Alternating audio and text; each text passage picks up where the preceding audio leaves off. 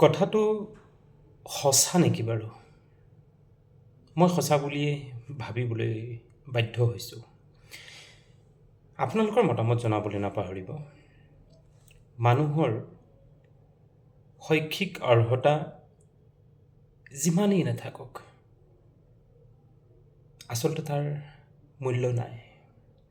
যদি আপোনাৰ বল আছে, বাহুবল, ধনৰ বল, সৌন্দৰ্যৰ বল, যেতিয়া আপোনাৰ এইবোৰ সকলোবোৰ থাকিব, মূলতে টকা পইচা থাকিব, আপোনাৰ পিছত ফলোৱাৰ্ছ থাকিব, আপুনি লাগিলে এটা চৰিত্ৰহীন মানুহেই নহওক কিয়, আপোনাৰ যদি সমৰ্থৱান মানুহ থাকে, ৰাম ৰহিমৰ দৰে, আৰু তেনেধৰণৰ বহুতো, মই এটা জাষ্ট উদাহৰণ দিছোঁ, যেতিয়া আপোনাৰ ফলোৱাৰ্ছ থাকিব, আপোনালোকে কিবা এটা কথা ক'লেই গোটেই হুলস্থুল লাগি যাব। গতিকে সকলোৱে, চৰকাৰেও তেওঁলোকৰ কথাত গুৰুত্ব দিয়ে। মই ক'ব খুজিছোঁ, নুনীৰ বাইক এডাল পালে 5 দিনৰ ভিতৰত। ৰুজিৰ লগতে তেওঁৰ ওচৰৰ আৰু এগৰাকী মহিলাৰ বাইক চুৰি হ'ল। খবৰ পায় নেকি?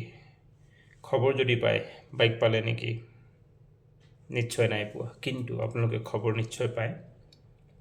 আমাৰ ফটুৱা অভিনেতা, জনপ্ৰিয় ফটুৱা অভিনেতা, তেওঁৰ নাম ৰাজীৱ দুৱৰী, বোধকৰো আপোনালোকে চিনি পায় এইজন। এওঁৰ বাইকখন হেৰুৱালে, নতুনকৈ কিনিছিলে। প্ৰথম এমাহেই হৈছেহে মাত্ৰ, কমপ্লিট হোৱাই নাই। আৰু তেওঁৰ গাড়ীখন 7 ঘণ্টাৰ পিছত, 7 ঘণ্টাৰ ভিতৰত তেওঁৰ গাড়ীখন ঘূৰাই পাবলৈ সক্ষম হ'ল। কিয়? কাৰণ তেওঁ এজন পপুলাৰ, জনপ্ৰিয় 420 কমেডিয়ান। কাৰণ তেওঁ যেতিয়া আৱেগ ঢালিব, তেওঁৰ ফলোৱাৰ্ছবিলাকে ৰজন জনাই দিব। পুলিচ প্ৰশাসনৰ নাক কটা যাব। গতিকেই 7 ঘণ্টাৰ ভিতৰত তেওঁৰ ৰয়েল এনফিল্ড হাণ্টাৰ গাড়ীখন উলিয়াই দিবলৈ সক্ষম হ'ল। কিন্তু ৰুজিৰ যিগৰাকী সাধাৰণ ছোৱালী, পিতৃহীনা, আৰু এগৰাকী নিশকতীয়া, তেওঁৰ ওচৰৰে মহিলাৰ গাড়ী চুৰি হ'ল। সেয়া হয়তো নোলাব, কাৰণ তেওঁলোক সাধাৰণ মানুহ। গতিকে ৰাইজসকল, এই যে আপুনি যিয়েই নকৰক, ফলোৱাৰ্ছ গোটাওক, আপুনি ফেমাৰ্ছ হওক, নাম জ্বলা হওক, লাহে যিয়ে নকৰক, আপুনি আপোনাৰ পিছত মানুহ গোটাওক, জনসমৰ্থন গোটাওক।